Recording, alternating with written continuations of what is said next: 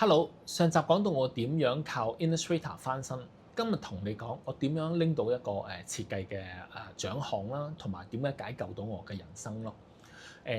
但靠呢次學 Illustrator 咧，咁咧我就真係揾到份新工嘅，比之前咧就好咗好多。咁有咗基礎之後咧，做嘢就順手咗咯。譬如用 Illustrator 整啲簡單嘅圖形啊，起碼交到貨先咯。當然啦，就有啲技巧係唔熟嘅。譬如 layer 點用啊，Pathfinder 點搞啊，我試過問同事㗎，但佢哋咧唔一定有時間教，或者真係願意教你咯。咁好彩咧，老闆肯俾機會咧，就邊學邊做。人工唔高㗎，但為咗經驗咧，我覺得係值嘅。我記得有次有個同事教我用嗰啲鋼筆工具啊，係點樣畫條線。咁我練咗成晚，咁第二日終於咧整咗條靚嘅曲線咯。咁呢種成就感咧就真係好正嘅。咁家陣咧好似係咪好少公司肯咁樣培訓啊？你哋公司有冇願意培訓你哋㗎？下方留言話俾我知啊！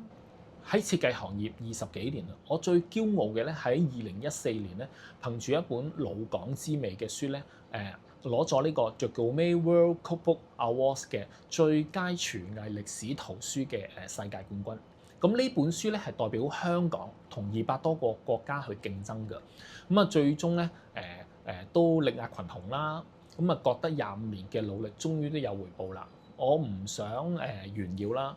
當時又冇25年，嗰陣時係15年啫，係啦。我唔想炫耀嘅，而係想講設計同 Illustrator 幫我實現咗好多意想不到嘅事。譬如喺入邊老港之味嘅插圖啊，我用 Illustrator 畫咗好多香港街頭小食嘅細節啦。設計唔單止係技術㗎，仲係你嘅故事同埋創意嘅載體咯。不過設計行業有時真係有返工就冇放工嘅。年輕時咧為咗經驗啦，無償加班咧就好似變咗一個常態。咁有次為咗廣告咧，係連續3晚咧都係瞓公司㗎。咁第二朝啊眼中成隻熊貓咁啦。當時都覺得 OK 啦咁啊。但係後來睇咗一本叫《窮爸爸富爸爸》嘅書咧，就俾咗我好大啟發啦。書入邊講咧，喺公司努力向上爬咧，唔係萬能㗎。經濟差嘅時候咧，高層都係第一批咧係被裁㗎。我見過好多主任級或者以上嘅同事啦。經濟不景時咧係一樣係失業㗎。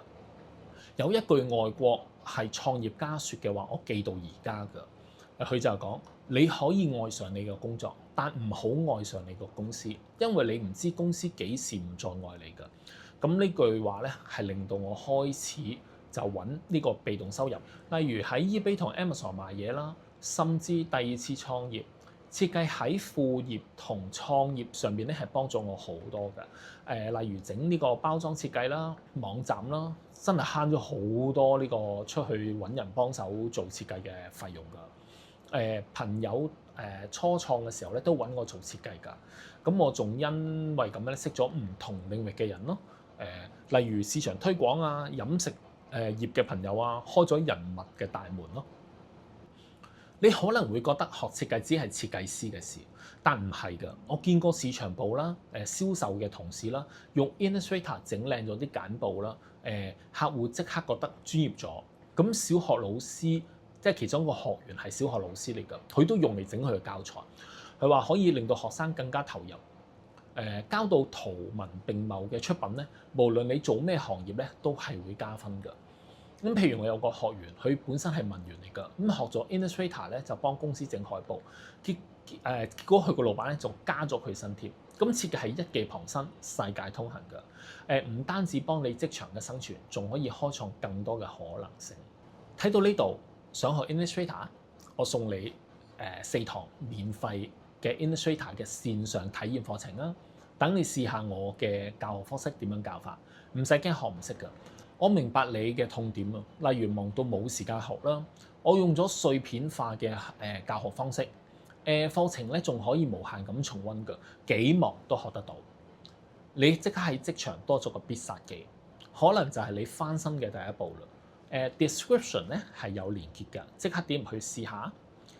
如果你覺得正，我嘅完整課程係等緊你嚟升級㗎，由零開始變成職場嘅生存王，唔好等啦！職場競爭咁大，即係學多一個技能咧，只有好處嘅啫。點擊 description 嘅一刻，就係可能係你嘅新開始嘅第一步。唔好俾 AI 同埋新世代贏到你啊！我喺課程入邊等緊你。如果中意呢集內容，留個心心俾我啊，或者留言你有冇相似嘅經歷可以分享下㗎。記得 like share 俾朋友啊，仲有 subscribe 我哋嘅 channel 啊。未來有更多實用嘅內容等緊你㗎。多謝收睇，下次見，拜拜。